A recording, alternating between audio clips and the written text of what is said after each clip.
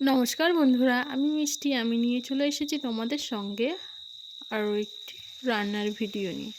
তো চলো, সেই দিন তোমাদের সঙ্গে শেয়ার করেছিলাম দিদা শাশুড়ি চতুর্থী সারার দিন সমস্ত রান্না যে আমার ঘরে এসে পড়েছিল দায়িত্বটা। তো আমি তোমাদের সঙ্গে সমস্ত নিরামিষ রেসিপিগুলি সেই দিন শেয়ার করেছিলাম, আর বলেছিলাম পরে আমি মাছের ঝোলটা করেছিলাম সেটা পরবর্তী ভিডিওতে দেব। তো সেটি আজকে তোমাদের সঙ্গে শেয়ার করছি।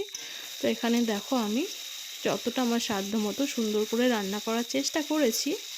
অবশ্য রেজাল্টও খুব ভালো হয়েছিল, তো সেটি তোমাদের সঙ্গে শেয়ার করছি। এখানে কিন্তু আমি মাছের ঝোলটা করার জন্য কাতলা মাছগুলোকে ভেজে, আলুগুলোকে সুন্দর করে ভেজে এখানে মশলা দিয়েছিলাম আদা, জিরে, কাঁচা লঙ্কা, টমেটো, গরম মশলা, আর ফোড়নে দিয়েছিলাম শুকনো লঙ্কা, তেজপাতা, জিরে।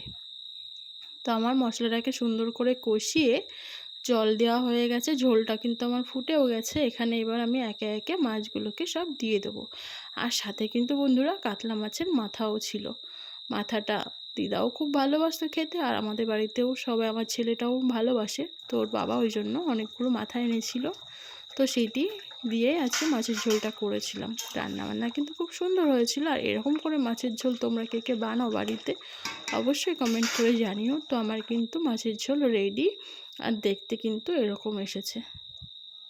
তো তোমরা অবশ্যই কমেন্ট করে জানিও যে কাতলা মাছের ঝোল খেতে কে কে পছন্দ করো। আর সেটা যদি হয় এরকম গোটা গোটা আলু আর পাতলা ঝোল, কাঁচা লঙ্কা, টমেটো, আদা, জিরে বাটাতে, তাহলে তো বেশ জমেই যায়। আর শেষে দিয়েছিলাম গুঁড়ো মশলার গুঁড়ো। তো আমার ভিডিওটি যদি তোমাদের ভালো লেগে থাকে, অবশ্যই একটি লাইক, কমেন্ট, শেয়ার করে আমার পাশে থাকবে। আর আমার ভিডিওটি সম্পূর্ণ দেখার জন্য তোমাদেরকে অনেক অনেক ধন্যবাদ বন্ধুরা।